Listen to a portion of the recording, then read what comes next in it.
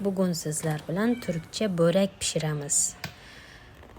Sousi uchun bitta tuxum, 150 ml sut va 80 yoki 100 ml o'simlik yog'i kerak bo'ladi.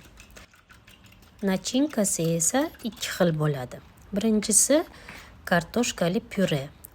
Ichiga qovurilgan piyoz, ta'mga ko'ra tuz va murch qo'shib aralashtiramiz. Oxirida esa ukrop ham qo'shdim.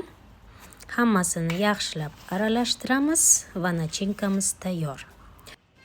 Endi navbat xamirga. Xamirni tayyorini olaman. Yupqa deb nomlanadi.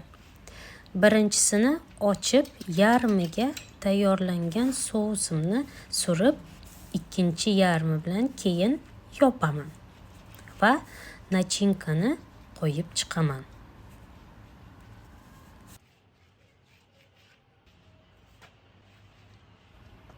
Pyureli nachinkamni qo'yib chiqdim. Endi qolgan qismiga ham sousni surib, o'rashni boshlaymiz. O'raganda havo qoldirmaslikka harakat qiling. Shu shaklda o'raymiz.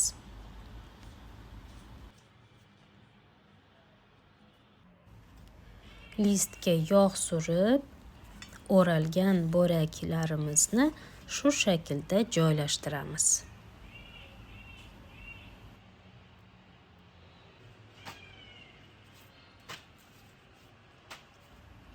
Endi navbat ikkinchi xamirimizga. Buni ham xuddi shunday shaklda souslaymiz va bu yerda nachinkani, piyoz, ismaloq va qo'ziqorinlarni qovurib tayyorladim.